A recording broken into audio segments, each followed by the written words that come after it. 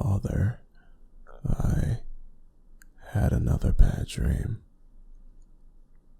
You blink your eyes and pull up on your elbows.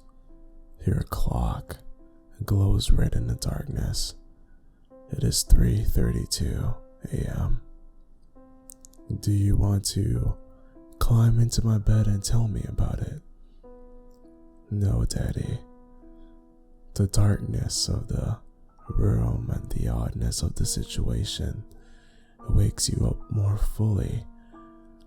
You can barely make out your daughter's pale form in the darkness of your room. Why not, sweetie?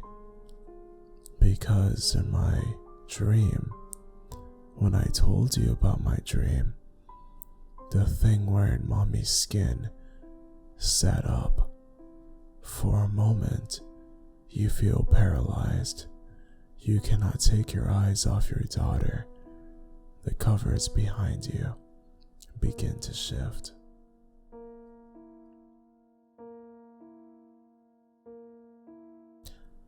A young girl is playing in her bedroom when she hears her mother call her from the kitchen.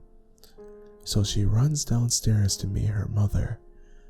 As she's running through the hallway, the door to the cupboard under the stairs opens, and a hand reaches out and pulls her in.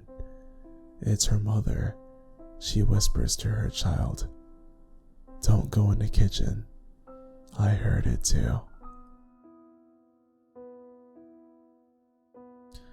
When I was a young child, I lived in a rented 2-floor house.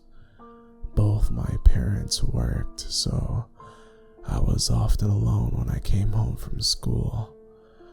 One early evening, when I came home, the house was still dark. I called out to my mother, "Mom," and heard a voice say, "Yes," from upstairs. I called my mom again, and again I got the same answer.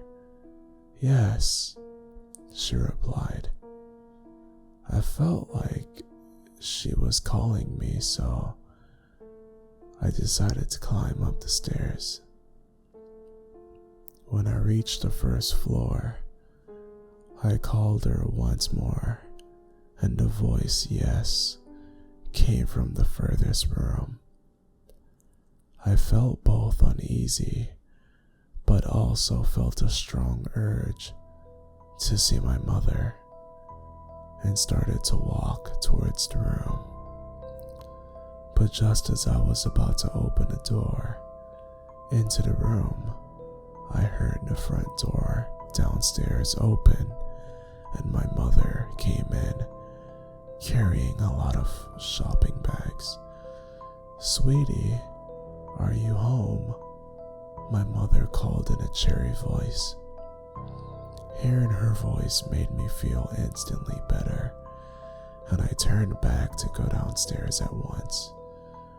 But not before I had a quick glance towards the room.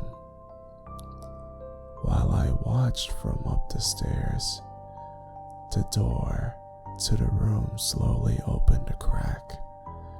For a brief moment, I saw something strange in there, a pale face staring at me.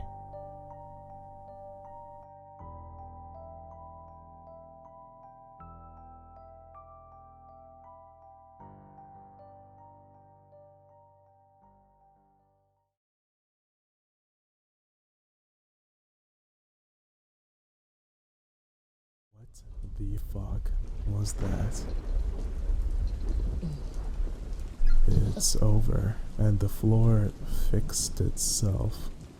Okay. That's a weird thing. Alright. So we're heading downstairs. There's another skeletal of a young girl sprawled out across the floor.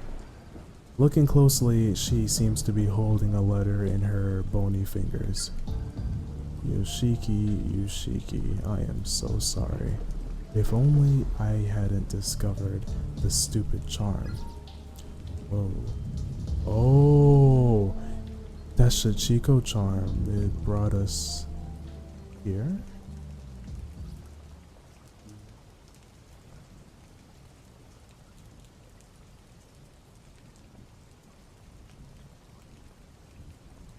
This must hurt for her so much.